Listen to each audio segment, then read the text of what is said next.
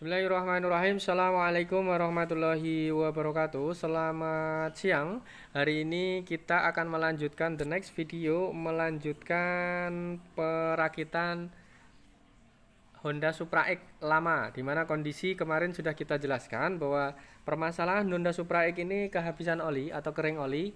Kemarin videonya khusus untuk pembongkaran analisa penyakit motor, dan ini atau the next video adalah untuk perakitan Honda Supra X atau piston, ganti piston. Kita mulai. Ini adalah pemasangan kurang lebih piston dengan ring.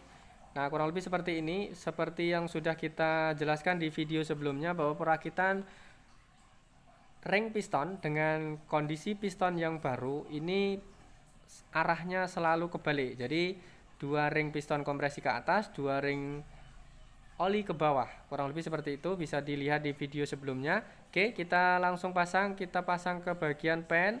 Jangan lupa di sini ada pengunci pin dowel, namanya gap pengunci pen. Nah, di sini ini kita pakai kain lap, tujuannya agar tidak lepas dari kancingan sehingga bisa melentang ke dalam, nanti khawatirnya akan masuk ke dalam mesin. Oke, tujuannya kain sederhana seperti ini.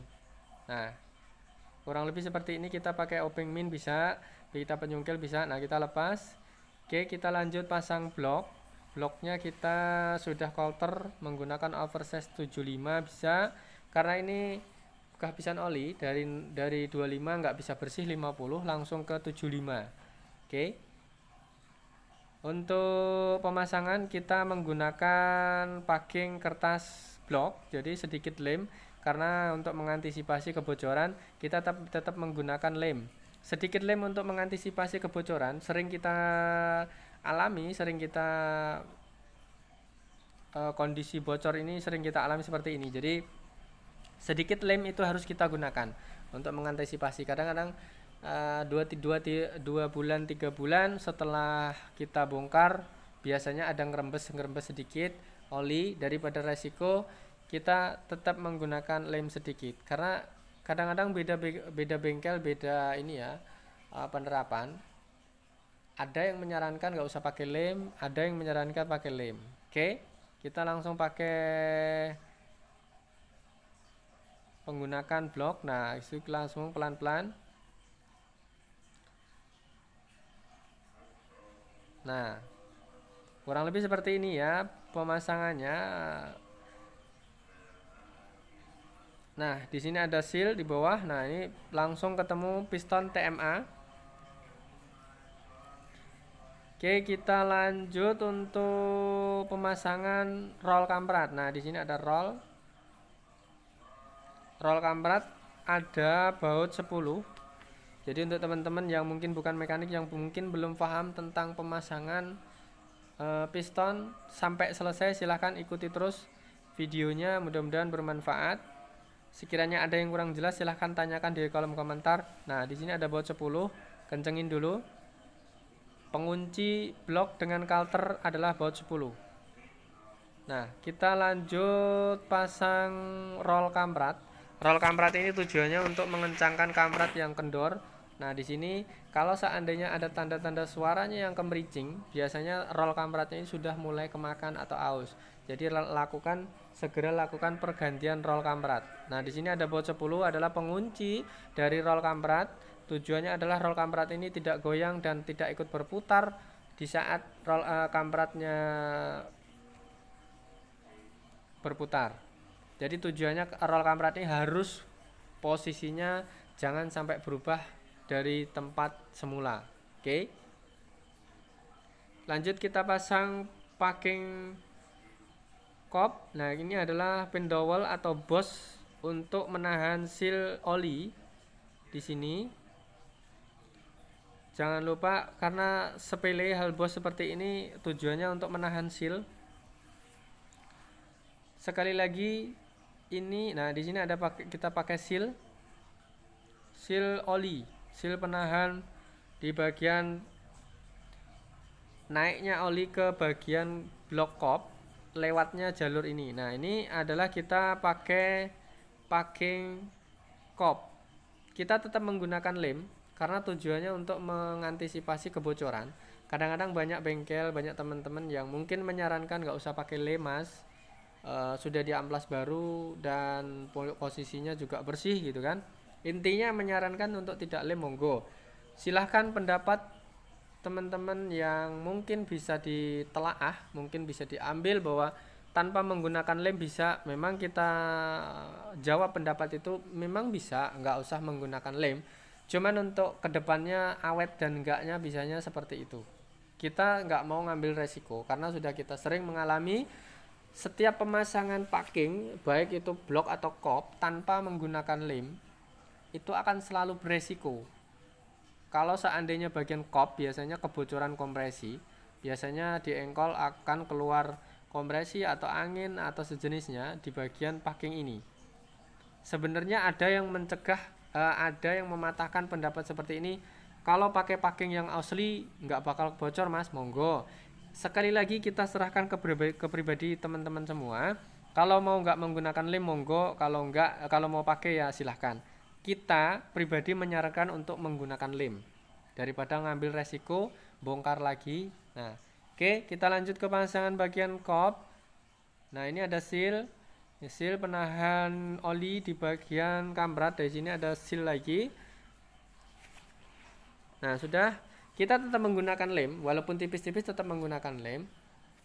Habis itu kita pasang kop. Karena lem ini bisa dibilang kebanyakan juga nggak baik, nanti rata-rata akan menutup bagian jalur oli. Oke, kita pasang kop, kita pasang rantai kamrat. Nah, kita habis itu kita pasang baut kop menuju blok. Di sini ada pengunci baut 10. Nah, di sini bisa teman-teman lihat ini dikunci dulu baut 10.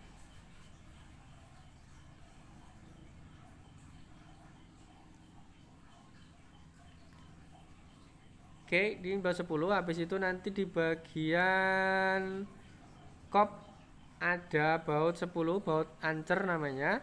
Di situ ada packing lagi, baut kotak, packing kotak.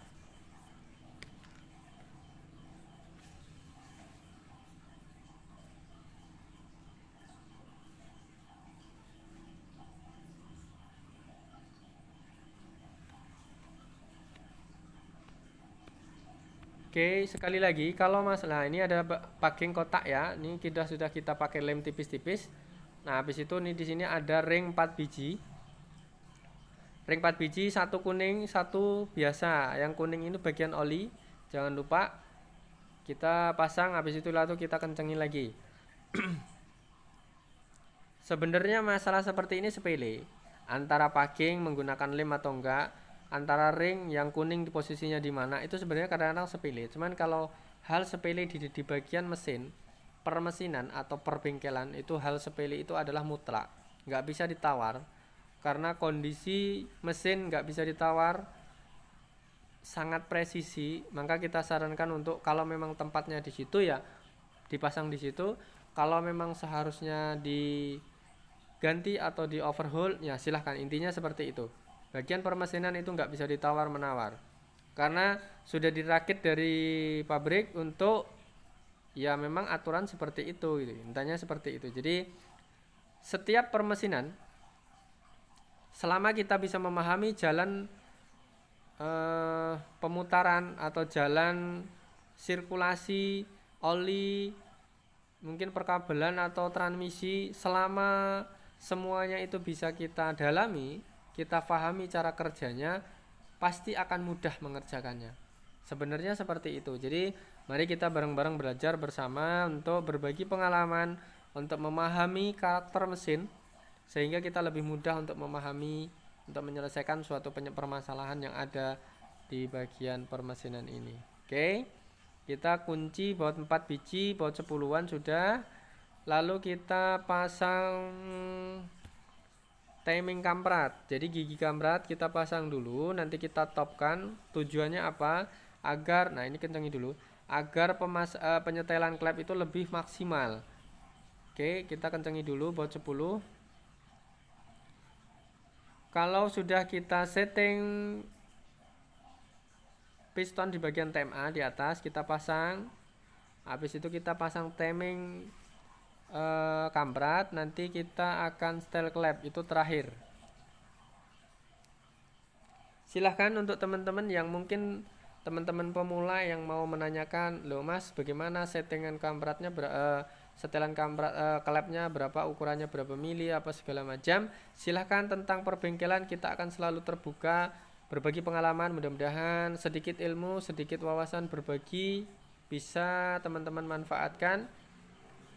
Sekiranya ada yang belum jelas silahkan tanyakan di dalam kolom komentar, nanti kita akan sedikit membantu, mudah-mudahan bisa membantu, bisa memberi jawaban untuk teman-teman semua. Oke, kita lanjut. Kita mau setting klep dulu. Habis itu nanti kita akan hidupkan sambil menunggu kondisi permasalahan oli naik atau enggak. Itu adalah settingan terakhir. Kita pasang bagian timing topnya, top timingnya. Nah, di sini ada titik ya. Titiknya di depan lurus. Sekali lagi, timing titiknya di depan lurus. Ini nggak boleh ditawar, digeser-geser juga nggak boleh ditawar. Karena pengapian timing itu titiknya sudah pas, jadi nggak bisa di tawar-tawar, karena nanti tujuannya ujung-ujungnya juga akan bermasalah. Biasanya berebet, susah hidup. Kadang-kadang kalau terlalu parah nanti berujung pada pengkor atau klepnya pengkor. Oke. Kita setting klep, kita menggunakan settingan 0,05. Monggo untuk teman-teman selera, kalau misalnya mau dibikin lebih renggang bisa, monggo. Mau dibikin rapat, monggo. Tapi kalau terlalu rapat biasanya nanti pagi susah hidup, karena kompresinya terlalu hilang. Dalam arti klepnya terlalu tinggi setelan, kompresinya hilang-hilang, yang pada akhirnya nanti akan susah hidup. Biasanya seperti itu. Oke. Kita tutup dulu di bagian bawah, nanti kita tutup. Habis itu langsung ke bagian settingan terakhir. Oke, ikuti terus, mudah-mudahan nanti bermanfaat, nggak ada permasalahan. Intinya bagian piston sudah kita rakit selesai. Terima kasih, matur nuwun, thank you. Assalamualaikum warahmatullahi wabarakatuh. Selamat siang.